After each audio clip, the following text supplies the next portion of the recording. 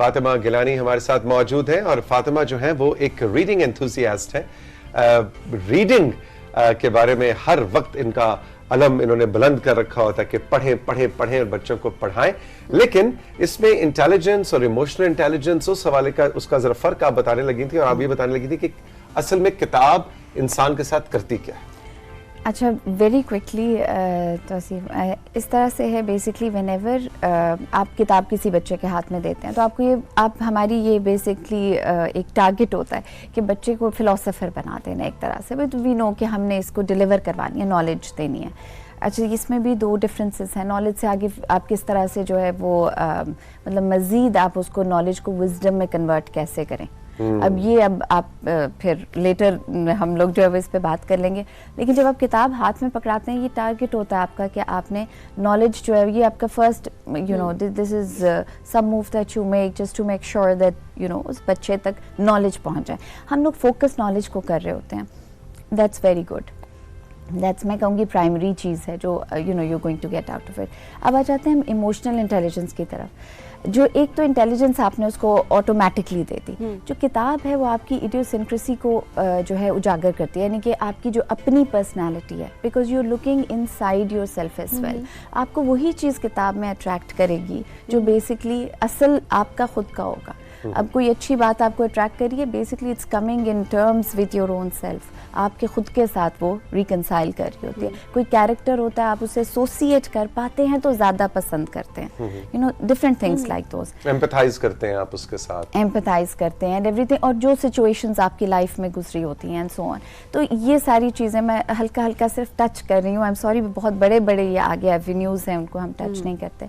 अब आ जाते हैं इमोशनल इंटेलिजेंस, जो एक किताब बीनी के साथ हम लोग एसोसिएट करते हैं या किताब के साथ पढ़ने के आपके जो ताल्लुक है वो आपको एम्पैथाइज करना सिखाता है। At the same time how आपकी जो इंटेलिजेंस है वो एक तरफ वो तो डेवलप होगी, एक फर्दर टू दैट है कि आपकी इमोशनल इंटेलिजेंस भी उसमें डेवलप हो।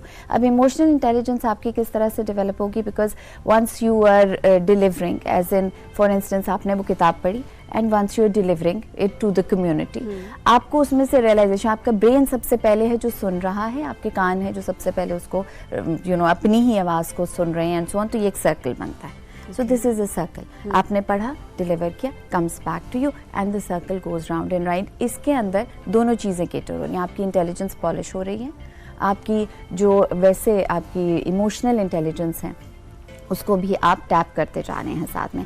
अब सोसाइटी जो माशरा है उसमें सिर्फ इंटेलिजेंस की ज़रूरत नहीं है, उसमें बेसिकली हमें दिल की ज़रूरत है, इमोशंस की ज़रूरत है, लोगों से कम्युनिकेट करने की ज़रूरत है, सोशलाइज करने की ज़रूरत है। And we need to understand कि जो आपका पूरा सोसाइटी का एक सिस्टम है, how is that going to be more effective, more एलैबोरेटिव।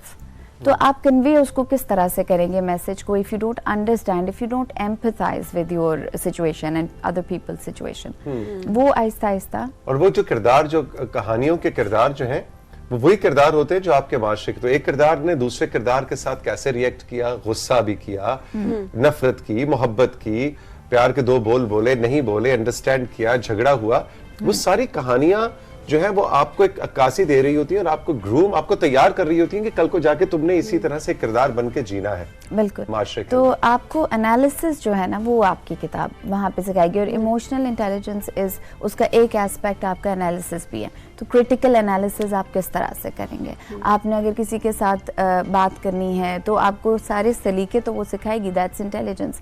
लेकिन how will you go about it, आपकी बॉडी लैंग्वेज, आपके कम्युनिकेशन स्किल, आपने किस तरह लोगों को रिस्पॉन्ड करना है, इमोशंस को किस तरह उजागर करना है या अपने इमोशंस को कैसे कंट्रोल करना है।